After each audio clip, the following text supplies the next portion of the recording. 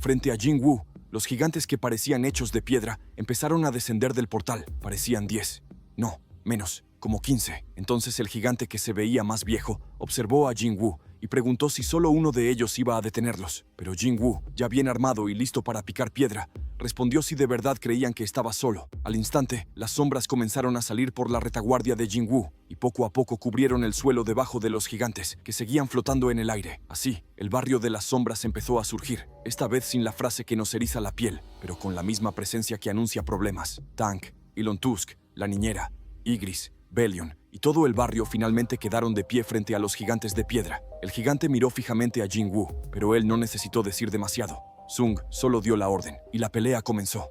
Elon Tusk fue el primero en lanzarse al ataque, y soltó una enorme llamarada contra los gigantes que volaban sobre ellos. Aunque logró desvivir a algunos, todavía eran demasiados enemigos. Entonces las demás sombras se unieron al ataque, al igual que Jing-Woo, quien avanzó directo contra los gigantes y partió a uno sin esfuerzo. Luego cayó otro, y otro más. Jing-Woo salía de cada ataque como acróbata, sin siquiera detenerse a tomar aire. Jing-Woo de inmediato empezó a invocar lanzas de sombra y las lanzó contra los gigantes más cercanos, destruyendo algunos por completo. Algunas también fueron directo hacia el viejito de piedra, pero ni siquiera lograron hacerle un rasguño. Sin embargo, cuando el gigante se dio cuenta, Jing-Woo ya estaba frente a él, agrandando su mano con el poder del Mewing y concentrando una gran cantidad de energía. Entonces estiró esa mano grandota y aplastó al gigante, pero parece que ni ese ataque le hizo daño, porque del humo salió su voz, diciendo que veía talento en él para venir de un planeta pequeño como ese. Luego agregó que el hecho de tener que aumentar su tamaño con magia para maximizar su poder solo evidenciaba el salvajismo de su raza. Mientras hablaba, su silueta se hacía más pequeña. El gigante explicó que, por el contrario, cuando los de su raza mostraban su verdadera fuerza, en realidad se reducían de tamaño. Después aclaró que solo los mejores guerreros de los gigantes, incluyéndose a sí mismo, podían hacer eso. Y para rematar, le dijo a Jing-Woo que si pedía perdón desde ese momento, le mostraría misericordia. Pero apenas terminó la frase, un ataque impactó directo contra el señor de piedra, y veíamos que era Bellion el que le había cerrado el hocico con tremendo golpe. Bellion le preguntó a Jing-Woo si estaba hablando con él por casualidad. Jing-Woo respondió que no, y dijo que se veían bastante engreídos, así que debía prestarles especial atención. Bellion respondió que se lo dejara a él, y con un solo ataque, Bellion terminó con la piedra engreída. Mientras tanto, en Estados Unidos, el general preguntó si aquel hombre ya había sido identificado. El presidente pensaba que esos monstruos parecían juguetes. Entonces preguntó si no había forma de que el servicio de inteligencia determinara la identidad del sujeto. Entonces una voz conocida dijo que, siendo realistas, eso sería imposible. Se trataba de David Brennan, director de la Agencia Central de Inteligencia de Estados Unidos, quien explicó que no había forma realista de identificar a ese sujeto, pero enseguida preguntó por qué no intentaban buscarlo de una manera poco realista. El presidente no entendió y le preguntó qué quería decir con eso. Entonces David explicó que había una persona capaz de darles información que nadie más podía saber, usando métodos que tampoco eran precisamente normales. El presidente reaccionó diciendo que eso no podía ser, pero David se refería a la Chocorrol Selner, porque ella, como siempre, podría darles la respuesta esta vez también. Mientras tanto, comenzaron las preliminares para el Campeonato Nacional de Atletismo para Estudiantes. Jing-Woo observaba la pista, pero no podía creer lo que estaba viendo, porque entre los estudiantes que calentaban para correr estaba Kim Chul, también conocido como Iron. Alguien llamó a Kim Chul y le preguntó qué estaba haciendo y si ya estaba listo. Kim Chul respondió que sí, y en ese momento, a Kim Chul se le vino una palabra a la cabeza.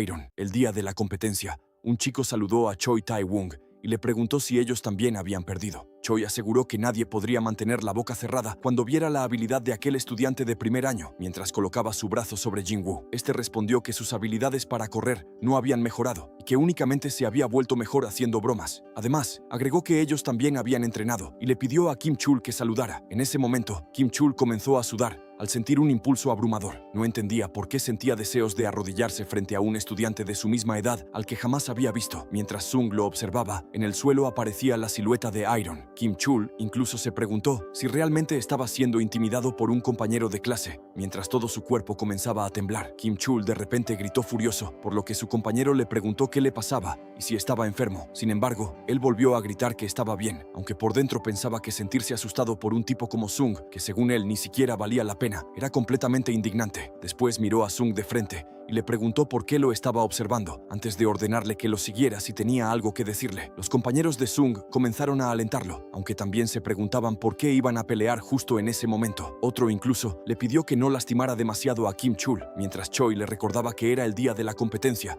y le pedía que se controlara, porque únicamente estaban intentando salvar una vida humana. Jin-woo respondió que no sería ningún problema y que no tenían por qué preocuparse, mientras sus compañeros le aseguraban que confiaban en él. Ya detrás de las escaleras, Kim Chul tomó a Sung por la chaqueta y le preguntó si creía que podía burlarse de él solo porque llevaba uniforme escolar y ambos se encontraban en el mismo estadio. Justo en ese momento, Tusk, Igris y Beru recibieron a Iron como si el integrante perdido de la familia hubiera regresado después de años. Los tres se alegraron de volver a verlo e incluso le dieron la bienvenida, aunque Belion pensó que se aseguraría durante el entrenamiento de que algo así nunca volviera a suceder. Kim Chul no entendía por qué estaba llorando. De repente, una lágrima comenzó a recorrer su mejilla y, completamente sorprendido, empezó a llorar sin saber la razón. Poco después cayó de rodillas y siguió preguntándose por qué se sentía de aquella manera. Mientras tanto, Sung pensaba que Kim Chul ahora vivía como un humano y no como un soldado de las sombras, por lo que ya no era necesario que continuara vinculado con él. Pero cuando Sung estaba a punto de marcharse, Kim Chul le pidió que esperara y mientras se desgarraba la camisa, le preguntó si aquello que estaba sintiendo era amor. Sung lo miró con una expresión de absoluto desconcierto, porque esperaba una pelea y terminó atrapado en una escena romántica. Entonces Sung chasqueó los dedos para hipnotizar a Kim Chul y le implantó algunos recuerdos nuevos. Le hizo creer que, mientras discutían, habían descubierto por casualidad que Sung era el hijo del amigo del amigo del amigo de su padre. Una explicación tan absurda que el árbol genealógico necesitaba su propio mapa, pero suficiente para que todos los sentimientos incómodos desaparecieran. Después, Sung le hizo entender que debía vivir amablemente y dejar atrás aquella actitud problemática. Mientras se alejaba, también le dijo que debía sentirse orgulloso de sí mismo, porque en otra vida había sido una de las personas que lucharon para proteger el mundo. Kim Chul continuaba confundido y todavía intentaba procesar aquel árbol genealógico inventado, pero en ese momento anunciaron que las clasificatorias de la escuela secundaria estaban a punto de comenzar y pidieron que todos los participantes se reunieran en el estadio. Del otro lado del mundo, David se encontraba frente a la puerta de una casa y comentó que había pasado mucho tiempo desde la última vez que se habían visto. La Chocorrol abrió la puerta y le dio la bienvenida, mientras David percibía el olor a comida y le preguntaba si estaba comiendo. La Chocorrol respondió que en realidad ya tenía un invitado, porque alguien había llegado antes que él. Así que David decidió hablar rápido para no molestar, aunque claramente había llegado en el peor momento para hacer preguntas misteriosas. Entonces la Chocorrol le explicó que no había podido ver absolutamente nada desde que aquel hombre llegó. David, que ya conocía demasiado bien sus historias extrañas, le preguntó si otra vez se refería al dios de las sombras. La Chocorrol no respondió y únicamente lo miró con una sonrisa, de esas que confirmaban todo,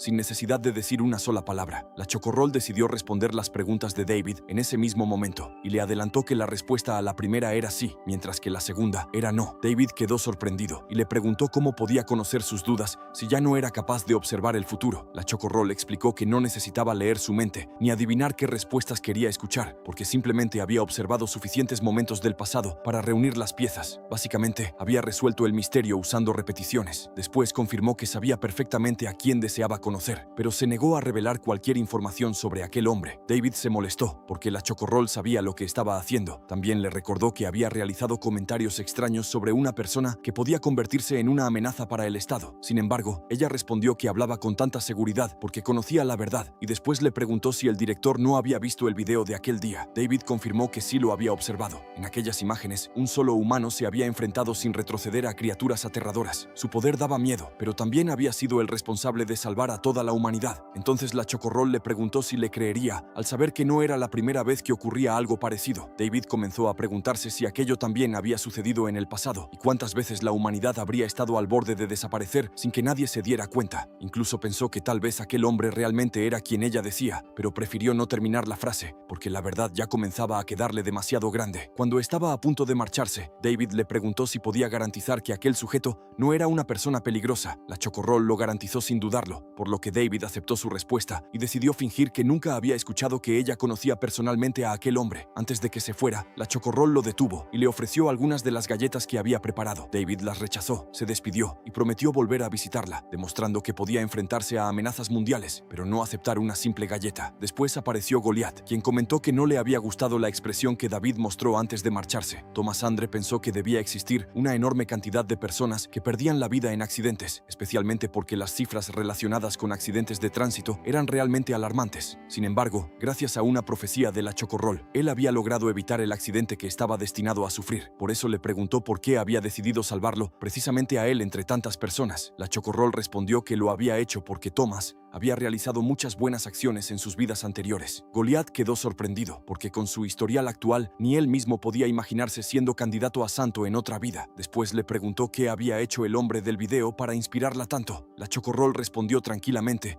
que aquel hombre había salvado el mundo. Thomas no sabía si ella estaba bromeando o hablando en serio, pero aseguró que precisamente por eso, conversar con ella resultaba tan divertido. Finalmente, Goliath le preguntó dónde se encontraba y qué estaba haciendo en ese momento el hombre que había salvado al mundo. En ese instante, el panel cambió para mostrarnos a la güerita Chahae, y frente a ella apareció Papito Jinwoo, después de haber esperado tanto tiempo para volver a encontrarla. Chahae había logrado quedar en primer lugar de su grupo, pero fuera del estadio de Blue Lock, la güerita estaba sentada debajo de un árbol revisándose el pie, y cuando se quitó el calcetín, descubrió que tenía el tobillo completamente lastimado. Había superado la primera ronda, pero no sabía si sus piernas aguantarían el resto de las carreras. El dolor era tan fuerte que no pudo evitar soltar un pequeño quejido, y justo en ese momento apareció Papito Jinwoo, preguntándole si pensaba ocultar la lesión y seguir corriendo como si nada.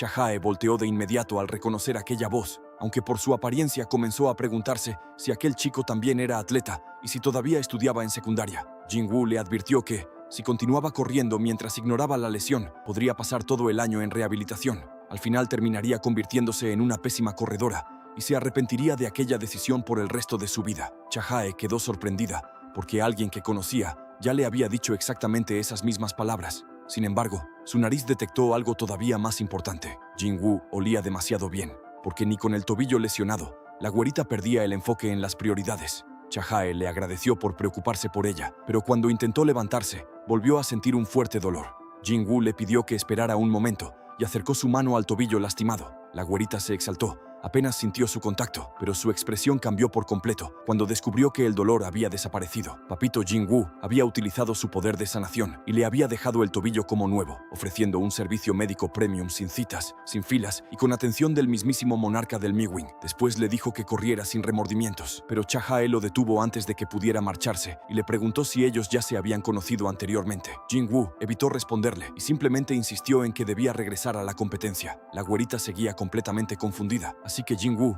le propuso algo. Los dos correrían juntos, y si Chahae conseguía ganarle aunque fuera una sola vez, él respondería todas sus preguntas. Chahae le explicó que ya lo había visto competir cuando estudiaba en secundaria, pues había quedado en primer lugar durante todas las preliminares. Entonces Chahae le propuso que, cuando ella rompiera el récord durante las próximas finales, él tendría que responderle sin importar cuánto tiempo hubiera pasado. Jinwoo observó a la güerita y pensó que seguía siendo igual de inocente, tanto cuando era adulta como cuando era joven. Finalmente aceptó la propuesta, dando inicio a una promesa que ninguno de los dos olvidaría. Después de aquel encuentro, Papito Jinwoo continuó disfrutando de su vida en la secundaria. Seguía entrenando con el club de atletismo, jugaba videojuegos con sus amigos y por primera vez en mucho tiempo parecía vivir como un estudiante normal, aunque lo de normal le quedaba un poco grande al monarca del Miwin. Su relación con Chahae también comenzó a volverse más cercana, pues la güerita incluso iba a buscarlo directamente a su escuela. Mientras tanto, Sir Igris seguía ayudándolo a estudiar, porque una cosa era dominar ejércitos de sombras y otra muy distinta sobrevivir a los exámenes. Así, entre entrenamientos, videojuegos, visitas inesperadas y sesiones de estudio con el mejor tutor medieval, el tiempo fue avanzando hasta que finalmente llegó el invierno. Después de terminar el examen de ingreso a la universidad, Papito Jinwoo se preparó para salir con Chahae, aunque al mirarse pensó que su ropa estaba demasiado sencilla. Por suerte vio un conjunto elegante en una tienda y decidió copiarlo con sus poderes, porque cuando eres el monarca del Miwin, hasta el outfit se consigue con trucos de administrador. Sung todavía dudaba si aquello se veía bien, pero Elon Tusk apareció para asegurarle que su señor estaba más que listo. Poco después, Jinwoo esperaba a la güerita con pose de papucho mientras realizaba una cuenta regresiva en su cabeza. Cuando llegó a 0, anunció que ella ya estaba detrás de él y terminó dándole un susto. Chahae le comentó que parecía tener ojos en la espalda. Luego lo felicitó por haber terminado el examen el mes anterior y le preguntó si finalmente asistiría a la universidad que había elegido. La güerita sabía que Jinwoo había conseguido calificaciones excelentes, así que no entendía por qué visitaba aquel lugar con tanta frecuencia.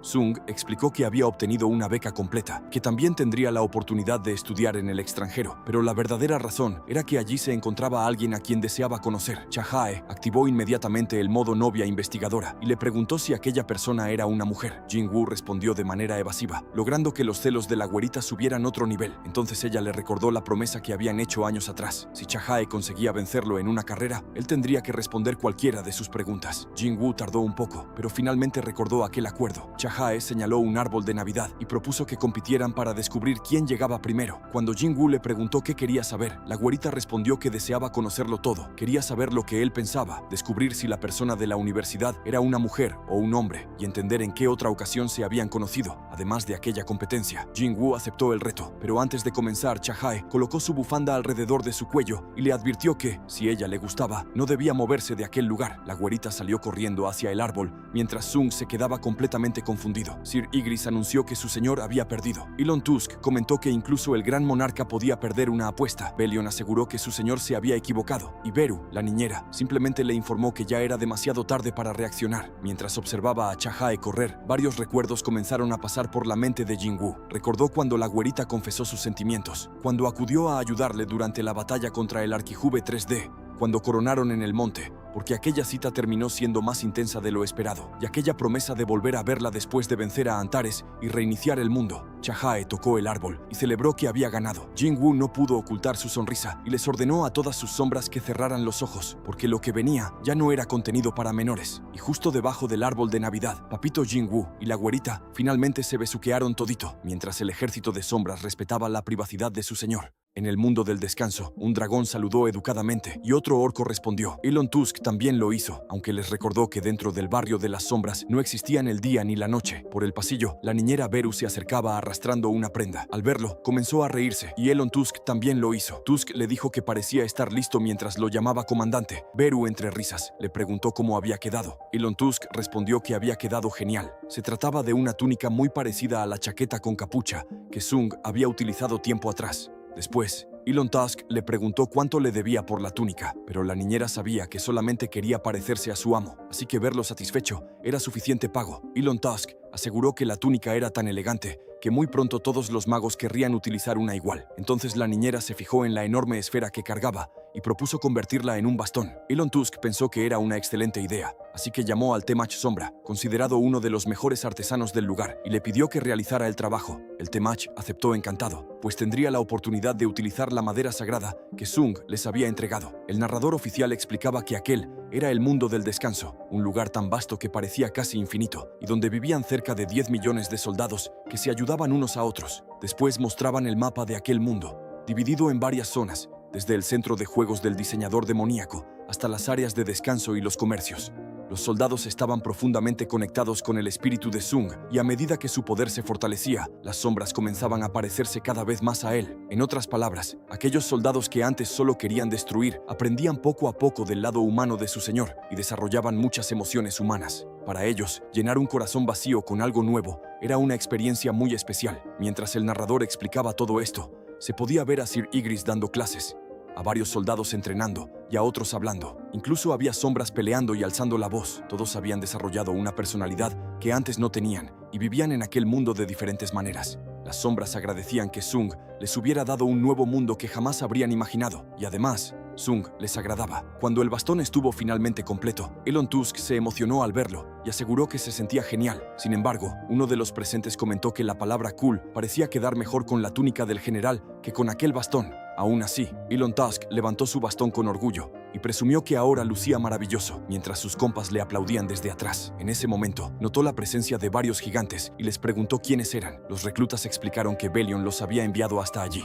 Elon Tusk los observó y pensó que algunos parecían inferiores. Incluso creyó que se estaban burlando de su tamaño, aunque rápidamente aclaró que seguramente no estaban pensando eso. Para impresionarlos, decidió contarles detalladamente su participación en la primera pelea contra el Gran Yongye y todas las contribuciones que había realizado dentro de la grieta dimensional, así que les pidió que escucharan con atención. Sin embargo, antes de comenzar, Sir Igris apareció y le preguntó qué estaba haciendo. Elon Tusk se quedó sorprendido y Sir Igris se molestó al verlo usando una túnica parecida a la de Sung. A pesar de eso, Elon Tusk le mostró su cariño al comandante, mientras Sir Igris le agradecía nuevamente por su lealtad. Después, Elon Tusk le preguntó por qué había ido a verlo. Sir Igris explicó que todo estaba a punto de comenzar y que los soldados de nivel general o superior, al ser los ayudantes más cercanos de Sung, debían reunirse para animarlo. Ambos miraron a Sung a través de un portal, y Elon Tusk se sorprendió al descubrir que estaba conociendo a Chahae. Sir Ygritte simplemente asintió, mientras las demás sombras celebraban como el bicho. Mientras Ygritte observaba a Chahae a través del portal, recordó que la primera vez que conoció a Jin-Woo fue dentro del espacio creado por el poder de su antiguo maestro. En ese momento, nos mostraban cómo Jin-Woo había derrotado a todos los caballeros antes de llegar hasta él. La misión de Sir Ygritte era poner a prueba al humano que había entrado en aquel lugar, pues Ashborn quería saber si era digno de convertirse en su recipiente. Sir Ygritte sabía que probablemente aquella sería la última orden que recibiría de su señor, y solo esperaba el momento de despedirse de él. Su antiguo maestro había perdido el interés en la guerra después de perdonar a los gobernantes, así que debía tener una buena razón para mostrar tanto interés en un humano aparentemente insignificante. Las órdenes de su señor eran absolutas. Aceptó cumplirlas sin hacer preguntas ni intentar convencerlo de cambiar de opinión. Eso era lo único que podía hacer. Así fue como permaneció solo dentro de aquel espacio, al que los humanos llamaban mazmorra, esperando para poner a prueba las habilidades de Jin-Woo, con la mayor parte de sus poderes originales sellados. Dentro del mundo del descanso, podía observar nuevamente la apariencia que tenía antes de conocer a Jin-Woo. Aunque aquel mundo parecía poseer un poder infinito, incluso sus sentidos habían sido reconstruidos exactamente como los recordaba. Ashborn había creado aquel escenario utilizando el poder del Arquijube 3D. El caballerito pensaba que cada detalle era tan preciso que permitía que el cuerpo humano se acostumbrara poco a poco al poder del monarca de las sombras. Cuando sintió la presencia de Jin-Woo detrás de la puerta, se preparó para recibirlo. Mientras esperaba sentado en el trono con una pose bastante imponente, comenzó a preguntarse si aquello no sería demasiado descarado. Se puso un poco nervioso al pensar que podía ser una falta de respeto, pues el humano que estaba a punto de probar poseía la conciencia de su antiguo maestro. Por esa razón, se levantó del trono. Cuando Jin-Woo finalmente entró, Sir Ygritte se encontraba escondido detrás de un pilar, preguntándose si realmente sería el elegido por su señor. Aunque aquella no hubiera sido la última orden de Ashborn, Ygritte no tenía intención de descuidar la pelea. Si consideraba que Jin-Woo no era suficiente, lo dejaría fuera de combate con sus propias manos. Ygritte salió lentamente de su escondite, y el sistema lo presentó como el comandante de los caballeros. Mientras descendía por las escaleras, se preguntaba si aquel humano era realmente adecuado para ocupar el trono. El enfrentamiento comenzó, y el resultado inicial fue decepcionante. Jin-Woo todavía no poseía el talento ni las habilidades necesarias para superar la antigua fuerza de Sir Ygritte, y apenas podía evitar su espada. Al darse cuenta de que sus ataques no funcionaban, Sung decidió golpear directamente entre las uniones de su armadura, utilizando sus propias manos. Sir Ygritte reconoció que era bastante valiente para ser un humano. Le agradaba la firmeza de su mirada, aunque todavía dudaba que tuviera las habilidades necesarias para respaldar aquella determinación. A pesar de que Jin-Woo aún no tenía un cuerpo adecuado para convertirse en el recipiente de Ashborn, Sir Ygritte reconoció su voluntad. Sin embargo, cuanto más avanzaba la pelea, más decepcionado se sentía. No comprendía cómo una persona tan débil podía merecer convertirse en el recipiente de su señor.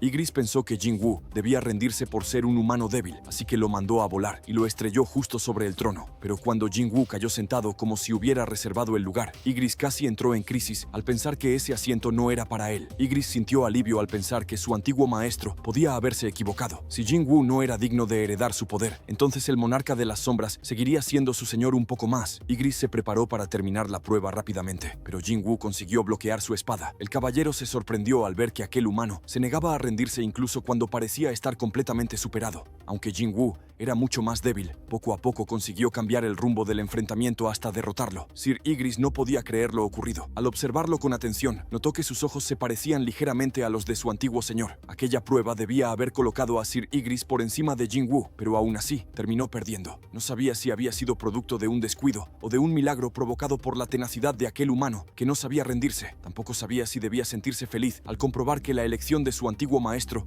había sido correcta. Así fue como Ygritte terminó siendo derrotado por Jin-Woo. Ygritte recordaba todos los momentos en los que había peleado al lado de Jin-Woo. También pensaba en aquellas ocasiones en las que se sintió agradecido por la buena voluntad de Sung, especialmente cuando le preguntó si algún día podría hablar con él cuando su rango aumentara. Con el paso del tiempo, Ygritte dejó de verlo solamente como su señor, porque para él también se había convertido en su maestro, su amigo y su compañero de batalla, sabiendo que, a medida que su lealtad hacia Sung se profundizaba, la añoranza por su antiguo maestro desaparecía y poco a poco aceptaba a su nuevo señor. Desde entonces, el poder de Sung se fortaleció con la unión del ejército de sombras original, que esperaba su llamada en la grieta dimensional. Finalmente, Belion, su viejo camarada, también se había unido. Sin embargo, la alegría del reencuentro duró poco. Belion le preguntó a Beru si su señor se alegraría al ver aquella bandera negra en lo alto del castillo, pero Beru no podía creer que hablara en serio. Ygritte recordaba que, cuando Belion derribó a Beru, se sintió aliviado, aunque solo un poco. Después, Beru preguntó si aquella era una bandera para su señor.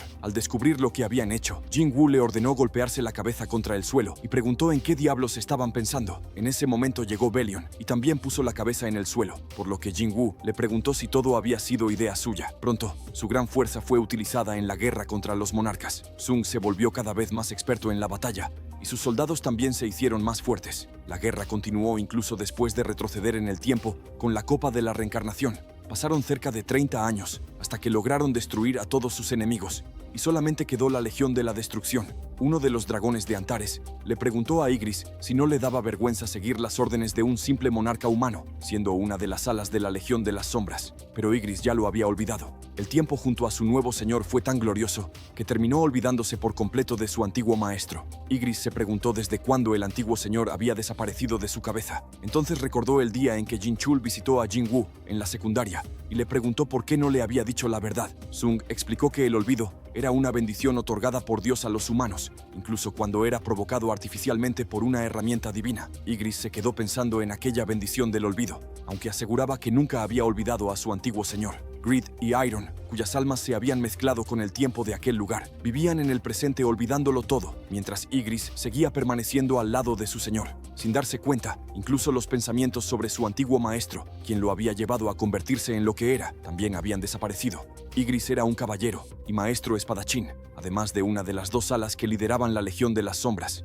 De regreso en el presente, Ygritte ayudaba a Sung a estudiar y le comentó que la respuesta de la pregunta 14 era la número 2 y no la número 1. Sung se lo agradeció. Ygritte pensó quién más podría ayudar a su señor, si Belion, el comandante general tan alto como una montaña, o Beru, que no era más que un insecto a pesar de ser inteligente. Después de todo, Ygritte se había graduado de la escuela de caballeros con excelentes calificaciones, así que debía ayudar a su señor. Sung le preguntó si la respuesta de la pregunta 14 realmente era la número 1 y agregó que debía estar dispuesto a arriesgar su vida por la número 2. Ygritte no respondió. Comenzó a revisar sus apuntes de inmediato, un poco nervioso, mientras comprendía que tal vez se había equivocado. Ygritte entendió que todavía le faltaba mucho y decidió hacer lo mejor que pudiera por su señor. Él era el caballero y la espada de su maestro. El campo de batalla de su señor también era el suyo. Ahora que Sung había puesto un pie en un nuevo campo de batalla, parecía que los días gloriosos de Ygritte continuarían por mucho tiempo. Si les gusta este contenido, háganmelo saber dejando su pulgar arriba y su comentario para seguir narrándoles la historia de Papi Jin-Woo. Nos vemos en el siguiente video, papitos.